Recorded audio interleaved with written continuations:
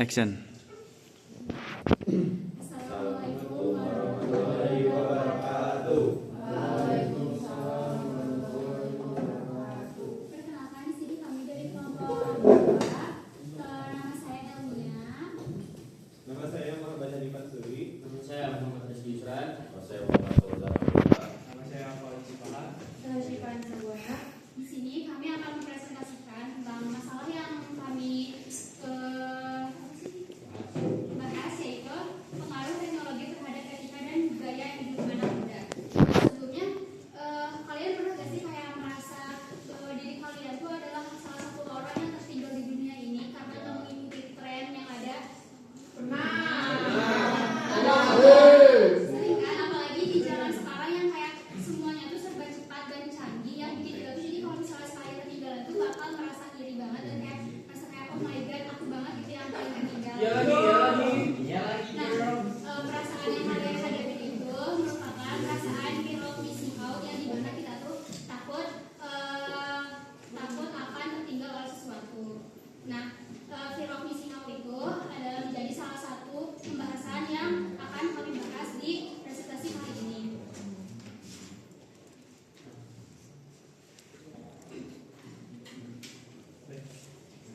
Oke, di sini saya akan menjelaskan dari latar belakang itu terlebih dahulu. Teknologi yang berkembang secara besar telah membawa perubahan besar dalam kehidupan anak muda, terutama etika dan gaya hidup. Salah satu dampak yang muncul adalah FOMO atau fear of missing out. Rasa takut ketinggalan dari tren, informasi atau aktivitas yang sedang viral mendorong banyak anak muda untuk terus terhubung dengan dunia digital. Nah, FOMO ini juga berdampak terhadap kesadaran etika, di mana dapat menimbulkan stres sosial dan mempengaruhi keseimbangan kehidupan sehari-hari. Oleh karena itu, penting untuk memahami bagaimana teknologi berperan dalam membentuk perilaku dan gaya hidup generasi muda masa kini.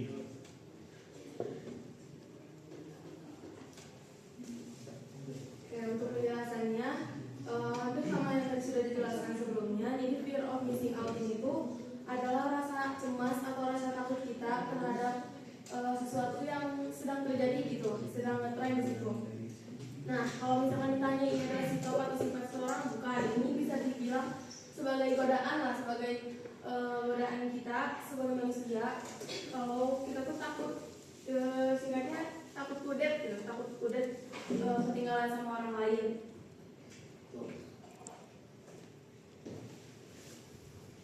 Untuk penyebabnya ada 4, yaitu penggunaan media sosial yang berlebihan, kedua notifikasi dan algoritma aplikasi, yang ketiga takut kehilangan peluang, yang keempat tekanan sosial dan lingkungan. Oke, di sini ada dampaknya. Yang pertama itu ada gangguan kesehatan dan mental. Apa sih hubungannya sama FOMO? FOMO dengan gangguan kesehatan? Seperti misalnya ada seseorang yang merasa tertinggal atau FOMO lah. Nah, dia tuh kayak overthinking. Nah, overthinking itu membuat bisa mengganggu kesehatan dan mental dia. Jadi FOMO juga bisa menyebabkan gangguan kesehatan serta mental. Yang kedua ada penyalahgunaan sosial media. Hubungannya yaitu misal ketika kita lagi merasa tertinggal gitu, kita tuh misalkan scroll TikTok lah. Nah, di situ itu dengan algoritma TikTok, seperti misalkan kita pengen punya iPhone lah. Nah, biasanya kan itu di sosial media itu sering muncul kayak iPhone ini. Nah, itu penyalahgunaan sosial media ini bisa menjadi penyebab seperti nanti si orang ini tuh malah terus-terusan overthinking gitu. Nah, balik lagi ke dampak yang pertama. Jadi dampak ini saling berhubungan lah. Yang ketiga yaitu menurunnya produktivitas. Dengan merasa tertinggal, si seseorang ini merasa tidak percaya diri lagi dan bisa menyebabkan tidak fokus untuk diri sendiri lah. Oke, selanjutnya. Untuk yang keempat, hedonisme. Hedonis. Untuk contohnya itu seperti beli-beli barang yang lagi tren, padahal dia sendiri tidak butuh sebetulnya. Untuk kelima, memaksakan diri untuk bisa menjadi atau mendapatkan apa yang sedang tren. Sebenarnya ini berhubungan dengan keempat, jadi sama saja. Oke, di sini menurut Damar Juniarto, seorang sosial profesional. Nah, di Indonesia itu ada sekitar 68% konsumen Indonesia mengalami FOMO, yaitu rasa takut tertinggal atau kehilangan kepercayaan diri ketika tidak mengikuti tren. Di sini akibatnya banyak individu yang berusaha menunjukkan eksistensi diri dengan menyesuaikan gaya hidup dan keinginan mereka terhadap tren yang sedang populer.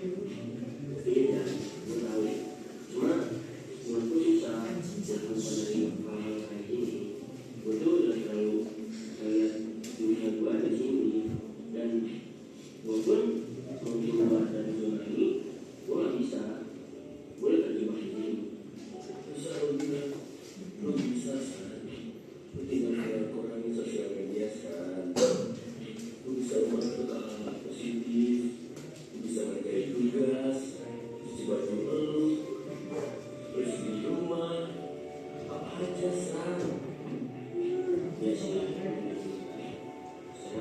gue melihat sesuatu hal dari situasi gue melihat hal yang positif, gue selalu negatif. Dan gue bisa lebih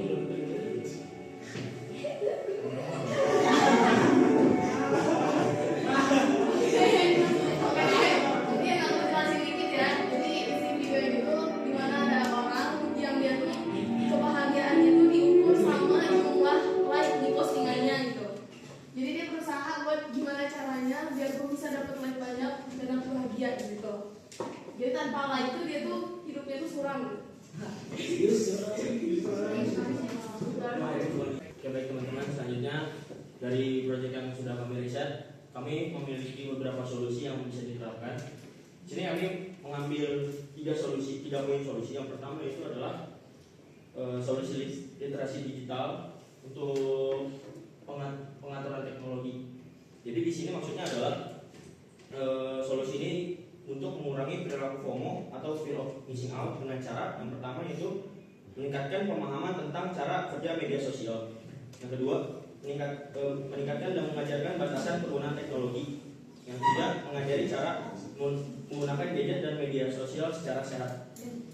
Terus yang kedua di sini ada solusi penguatan self regulation dan mindfulness. Nah di sini maksudnya adalah self regulation adalah kemampuan untuk mengatur diri sendiri termasuk emosi, keinginan, dan impuls untuk terus membuka media sosial. Sedangkan mindfulness adalah teknik untuk melatih perhatian keadaan saat ini sehingga pikiran lebih tenang dan tidak mudah terdistraksi. Dan yang terakhir yaitu adalah latihan vocational control. Vocational control adalah kemampuan untuk mengendalikan dorongan untuk mempertahankan tujuan yang sudah ditetapkan. Jadi apa yang sudah ditetapkan itu tidak mudah terdistraksi oleh apapun, termasuk godaan-godaan di media sosial. Next. Oke, dari ketiga solusi yang tadi saya jelaskan dari hasil riset kami, di sini kami menyimpulkan satu solusi yang efektif untuk diterapkan di permasalahan fear of missing out ini. Next, yaitu pelatihan vocational control training atau VTC yang menjadi solusi terbaik karena melatih kendali diri sendiri dari dalam, bukan hanya membatasi penggunaan media sosial.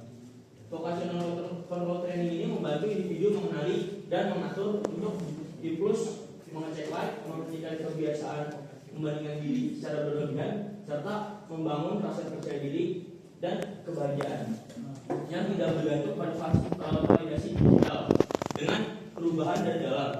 Efeknya lebih stabil dan bertahan lama dibanding solusi yang lainnya yang hanya bekerja sementara. Jadi dengan kita menerapkan vocational control training ini, kita bisa melatih kepribadian diri sendiri untuk membatasi apa yang menjadi kemampuan diri kita.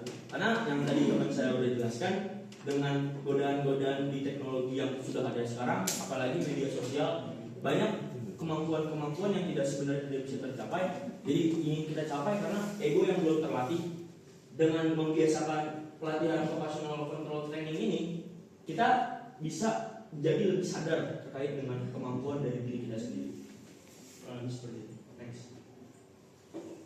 Lalu di sini ada kesimpulan dari presentasi kita yaitu tentang teknologi yaitu FOMO. Nah, teknologi yang berkembang pesat memberikan pengaruh besar terhadap etika dan gaya hidup anak muda, terutama melalui munculnya fear of missing out. Ya, fear of missing out terjadi ini karena penggunaan media sosial yang berlebihan, terus tekanan sosial dan adanya algoritma aplikasi yang membantu anak muda takut untuk tertinggal informasi. Nah, kondisi ini juga dapat menimbulkan berbagai dampak seperti gangguan kesehatan mental, penurunan produktivitas, penyalahgunaan media sosial sebagai gaya hidup konsumtif dan hedonis.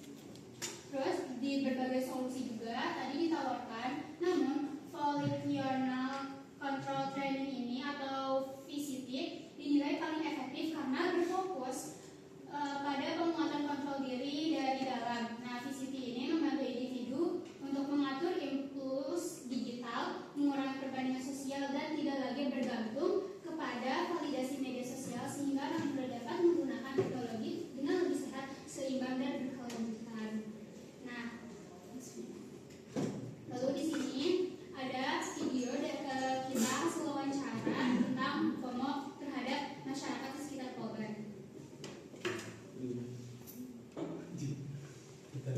Go. Dan selalu ingin tahu reaksi antara siapa yang menggunakan kemana, siapa yang merupdate story. Tapi di balik layar ponsel itu ada satu fenomena yang diam-diam mempengaruhi banyak anak muda untuk intelijen, yaitu adalah FOMO atau fear of missing out. Merasa takut dan ketinggalan sesuatu yang terjadi. FOMO bukan soal ingin ikut-ikutan. Ini tentang tekanan sosial yang membuat kita merasa harus selalu terhubung agar tidak ketinggalan. Dari sini, banyak yang dipasari memiliki fokus, rasa syukur, bahkan etika dalam bermain sosial media. Definisi dari FOMO itu, kalau menurut dari saya,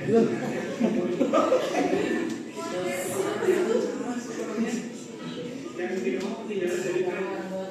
Itu selalu jadi kayak ikut-ikutan kayak ikut orang lain, jadi jadi diri sendiri. Terus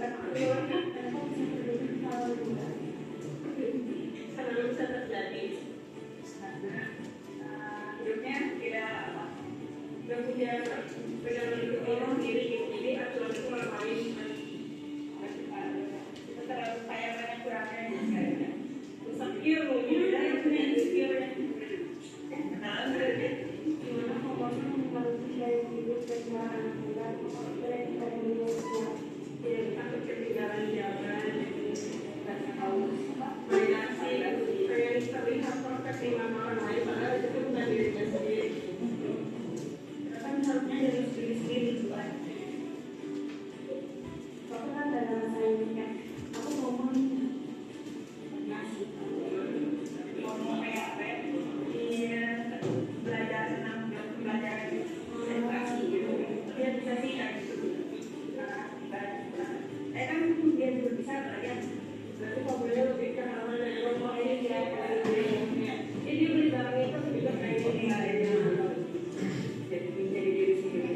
Kalau dampak positifnya itu sebenarnya lumayan banyak ya, karena semisal nih kayak tren lagi misalkan tren lagi olahraga gitu ya, itu kan dampak positifnya orang lain juga di olahraga. Cuma dampak negatifnya menurut saya kadang orang memaksakan diri supaya ikut tren seperti itu, padahal dirinya saja belum tentu mampu untuk dia ikut dalam tren. Solusi dampak negatif tersebut gimana sih penanganannya? Kalau solusi sih sebenarnya tetap beda dari diri masing-masing. Pertama kan kita juga tahu dia sampai mana. Terus kita juga punya pendidikan yang bagus biar nggak apa-apa yang gue ikut tren jelas kayak gitu. Ya. Kurangi scroll TikTok lagi orang menyibukkan diri sendiri dengan hal-hal yang positif dibanding dengan scroll sosmed. Di wawancara tadi kita bisa lihat bahwa FOMO bukan hanya ikut tren. Ini tentang bagaimana teknologi membentuk pola pikir dan cara kita menghargai diri sendiri. Banyak dari kita yang merasa tidak cukup hanya karena membandingkan kehidupan dengan apa yang terjadi di layar kaca. Kita nggak harus memutuskan hubungan dengan teknologi, tapi kita harus bisa belajar dan belajar. Nikmati momen tanpa selalu harus sama. Menghargai proses tanpa harus dibandingkan. Jadikan teknologi sebagai alat bantu, bukan sebagai kendali. Karena yang paling penting bukan siapa yang paling update, Tapi siapa yang paling sadar akan dirinya sendiri? FOMO dengan Joy of Missing Out.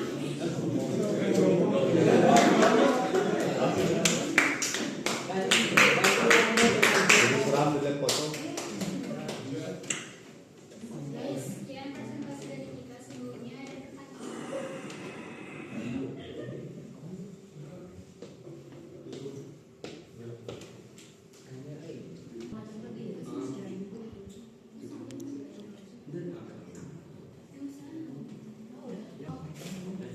Kalau saya Yunda dari kelompok 5, ada penelitian dari Komisia kalau FOMO itu membutuhkan manusia untuk berkembang secara kognitif dan perilaku. Mereka bisa perubahan diri, kalau di efek baiknya ya, efek diri, pengerubahan diri, mencari sumber daya yang mendukung dan melakukan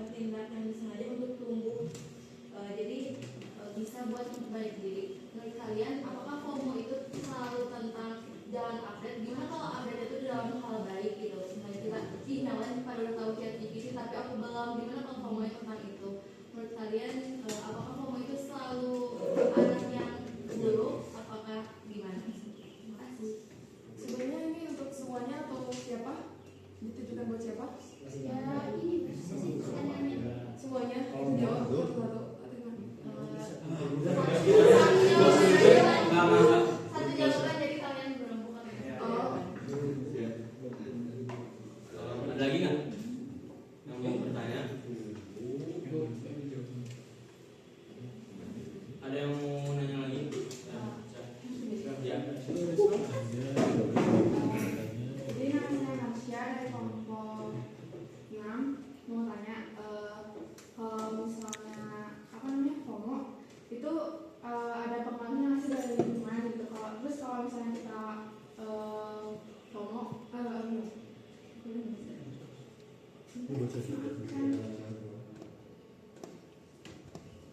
dan untuk misalnya dampak FOMO itu apakah bisa berpengaruh dari lingkungannya gitu? Dari sih. Yang mau tanya lagi?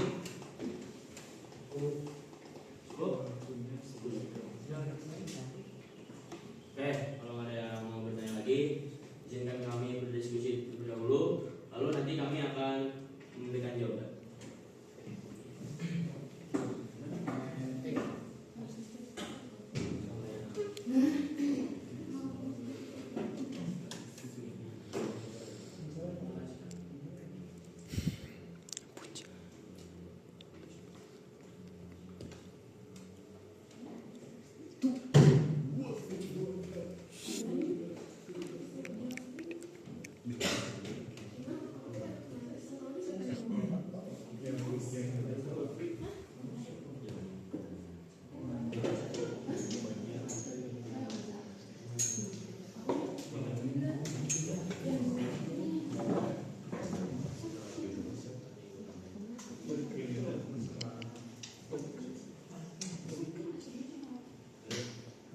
Oke baik, teman saya akan menjawab pertanyaan dari Asia. Oke, untuk pertanyaan dari Marsha tadi kan pertanyaannya dampak dari lingkungan. Oke, sebenarnya ada banyak dampak dari lingkungan seperti contoh sebenarnya FOMO itu ada dua macam ya, ada yang negatif, ada yang positif. Misalkan contoh dari yang kita angkat ini kan hal yang ke negatif gitu. Nah misalkan FOMO-nya itu dari lingkungan, misalkan teman saya nih ada yang beli misalkan sepatu baru lah, sepatu baru dan itu harganya emang mahal gitu. Nah bukan hanya satu orang, jadi ada beberapa orang yang beli sepatu itu. Nah saya ini merasa harga diri saya turun lah. Kenapa saya nggak bisa kayak gitu, nggak mampu gitu. Nah terus dampaknya saya ingin beli sepatu itu tapi dengan apa ya, cara yang mungkin memaksakan lah, misal bisa pinjol atau ke hal-hal yang negatif lainnya gitu. Terus untuk dampak yang positifnya semisal apa ya, kayak tadi hasil dari wawancara itu kan ada yang menyebutkan kayak dia ini ada orang yang emang di hal pembelajaran itu dia emang pintar banget lah. Nah kita itu merasa ketinggalan sama dia dan kita jadi ikut-ikutan untuk supaya bisa jadi dia. Nah itu untuk dampak positif. Terjawab ya? Oke, terima kasih. Oke, sekarang teman saya akan menanggapi pertanyaan dari ya berdua. Mau dijawab dari pertanyaan juga. Tadi mungkin pertanyaannya kurang lebih apakah FOMO itu selalu berdampak negatif pada kita atau pada lingkungan juga. Nah untuk FOMO sendiri itu pastinya untuk FOMO itu tidak selalu berdampak negatif pada diri kita. Jadi tergantung bagaimana kita menyikapinya gitu. Soalnya untuk di zaman sekarang ini memang FOMO itu banyak yang berdampak negatif kan. Cuman untuk yang berdampak positif juga banyak juga gitu. Contohnya misalnya itu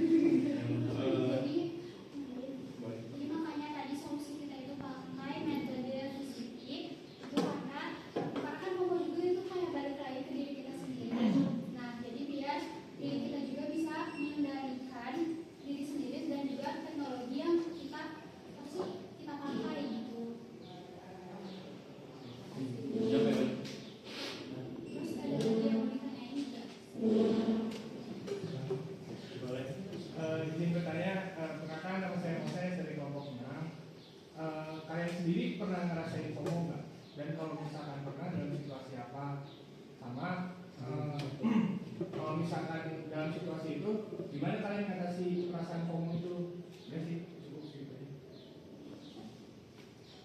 Mungkin dari saya sendiri nih, mungkin untuk zaman sekarang ya, menghindari FOMO itu mungkin hal yang susah lah. Kita juga dengan kemajuan teknologi ini banyak sosial media yang menyebarluaskan kayak postingan-postingan tentang liburan atau apa. Nah, dari saya sendiri mungkin pernah merasa FOMO. Nah, untuk cara mengatasinya, itu kan tadi saya sendiri cara mengatasinya yaitu dengan introspeksi, kayak mengukur lagi kemampuan saya tuh udah sampai mana, terus apa aja yang saya punya. Tuh, jadi nggak semestinya kita harus mengikuti mereka yang emang saya itu nggak mampu buat mengikuti mereka. Jadi ibaratnya ya membatasi diri sama introspeksi diri. Mungkin dari saya.